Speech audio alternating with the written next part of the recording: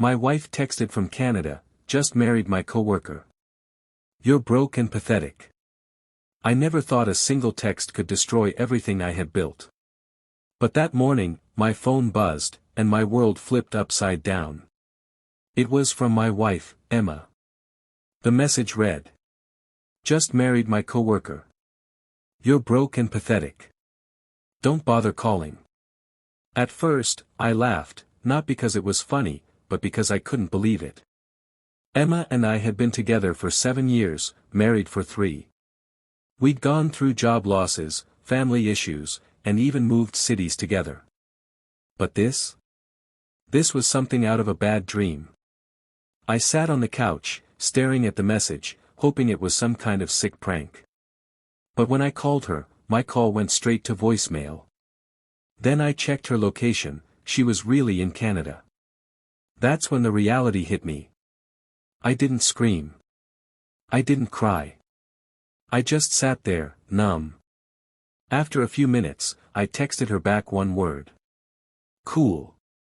Then I opened my laptop, logged into our joint account, and blocked her cards. Every single one. She had access to everything, her phone bill, her subscriptions, even her travel money came from our shared funds. Not anymore. Next, I changed the house locks. I don't know why I did it so quickly.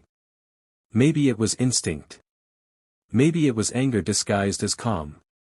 I spent that night sitting by the window with a glass of whiskey, staring at the wedding photo hanging above the TV. I kept asking myself, how could she do this? The memories played like an old movie, her smile, her voice, the nights we stayed up dreaming about our future. I guess she found a new one. A coworker, she said. Probably someone who made her feel secure, while I was still trying to rebuild after losing my job. Still, part of me hoped she'd call. I kept checking my phone, waiting for another message. But all I got were silence and the hum of the refrigerator in the background. By morning, I had accepted it.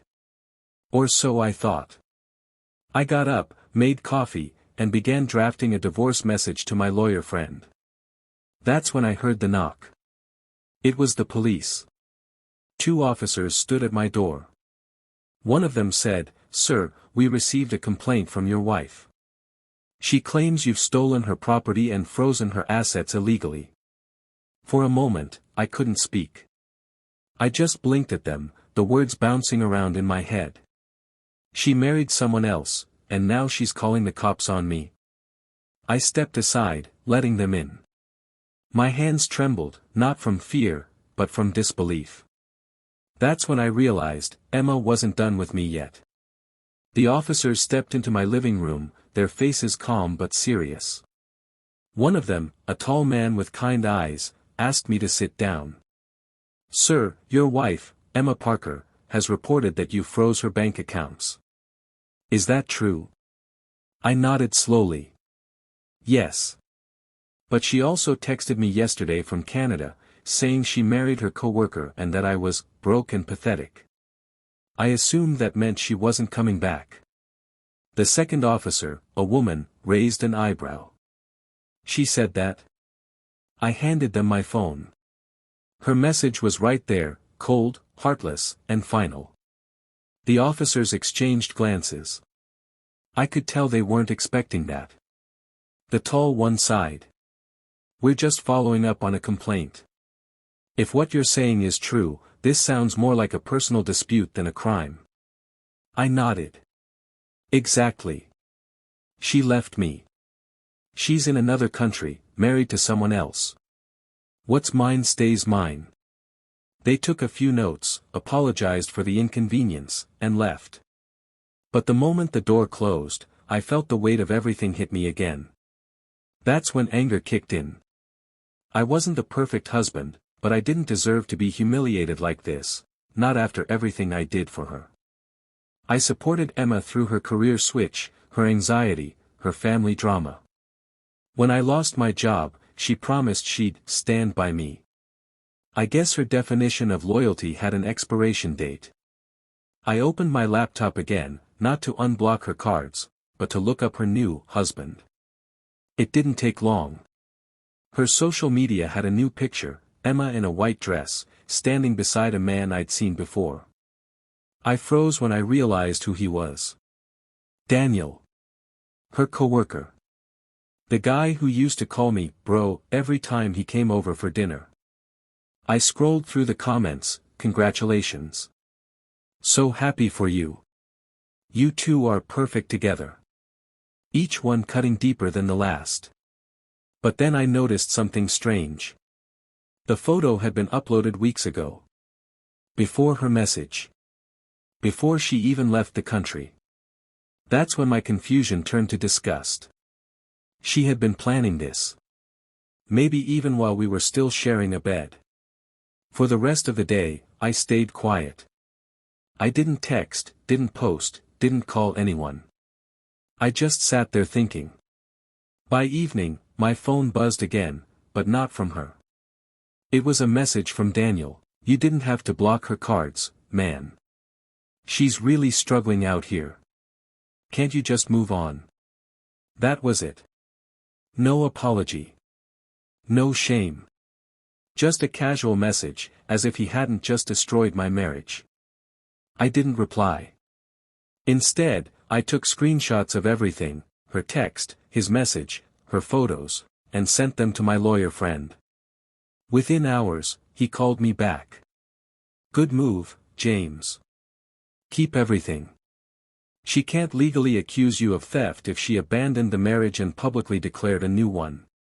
She might have just made her own divorce case stronger, for you. That night, for the first time in days, I slept. But peace didn't last long. The next morning, I woke up to dozens of missed calls, her number, her mother's, even her coworkers. Then a text popped up from Emma. We need to talk. You don't understand what's really going on. For a moment, my stomach twisted. What could she possibly mean? I stared at the phone for a long time, debating whether to reply or delete her message. Something in me said there was more to this story, something I didn't see coming. And I was right. I didn't respond to Emma's message right away. I must have read it 100 times. We need to talk. You don't understand what's really going on. I wanted to ignore her. I wanted to keep my peace. But something about that text kept gnawing at me. Curiosity, maybe. Or the need for closure. So a few hours later, I texted back. Say what you need to say. Seconds later, my phone rang. It was her. I hesitated before answering. The moment I heard her voice, my chest tightened. She sounded different. Broken. James, she said softly. Please, just listen before you hang up. I stayed silent. She took a deep breath. I didn't marry him. The wedding in the photo, it wasn't real. It was part of a work event, like a promotional shoot for our company. I didn't think people would believe it. But then, things got complicated. Complicated? I repeated, my voice sharp. You texted me saying you married your coworker. You called me broke and pathetic. How do you explain that? There was a pause. I could hear her breathing heavily on the other end. I was angry, James. I wanted to hurt you. You didn't answer my calls for days, and I thought you'd stopped caring after you lost your job. Daniel was just there. He listened when you didn't. I clenched my jaw. So you lied. You made me believe you threw away our marriage just to get my attention. I didn't mean for it to go that far, she whispered. When I saw what you did, blocking my cards, changing the locks, I panicked. I called the police because I thought you hated me. I laughed bitterly. You think this is about hate? You humiliated me, Emma. You told me I was pathetic. You embarrassed me in front of your friends and family. You made me the villain in your story. Silence. Then I heard her crying. I know. And I'm sorry, James. I really am. I didn't realize how cruel I sounded until it was too late. For the first time, I didn't feel angry. Just tired. Emotionally drained. Why Canada? I finally asked. She sniffed. Work transfer. It was supposed to be temporary, but I used it as an escape. From my guilt. From you. From everything. There was a long pause before I spoke again. So, what do you want from me now? I just want to fix things, she said. Please. Can we start over? I took a deep breath, staring at our wedding photo on the wall, the same one I hadn't taken down yet. Emma, I said quietly, you didn't break my heart. You buried it. And then I hung up. For the next few days, she kept texting and calling, but I didn't answer. Part of me still loved her, but another part knew, once trust is gone, love alone can't rebuild it. Still, deep down, I couldn't shake the feeling that she wasn't telling me everything. Because a week later, a letter arrived in the mail. From Daniel. When I saw the letter in my mailbox, I almost threw it out. The return address said Toronto, and I already knew who it was from. I tore it open anyway. Inside was a handwritten note. The first line made my stomach twist. James, I don't expect forgiveness, but you deserve the truth. Daniel. I sat down and read every word. Emma didn't come to Canada for work. She came to escape. She told me she needed time away from you, that she felt trapped in the marriage. I believed her. We started spending more time together at the office. She cried to me about how lost she felt, how she wished you'd show her that you still cared. One night, after too many drinks, she kissed me. I regret what happened after that. I didn't stop her. Things spiraled. The fake wedding photo was my idea, part of a marketing shoot. She posted it impulsively, and when it blew up, she panicked. She said maybe it was better if you believed she'd moved on, so you wouldn't fight for her anymore. But the day she texted you, that cruel message, she was drunk. She cried the entire night after. She didn't mean those words, James. She told me she hated herself for sending them. She's been trying to reach you since, but she's a mess. I shouldn't be saying this, but she's in therapy now. She said she finally understands how much pain she caused. I know you don't owe her anything, or me, but I needed to tell you the truth. Not to fix things, just so you'd know she wasn't completely heartless. Daniel. I set the letter down, my hands trembling. For a few minutes, I just stared at it. I didn't know what to feel, anger, pity, closure, maybe all three. She had betrayed me. She had lied. But for the first time, I saw the cracks behind her cruelty. She wasn't happy, she was broken. And instead of asking for help, she used me as the target for her pain. Later that night, I took a walk. The air was cold, and the city was quiet.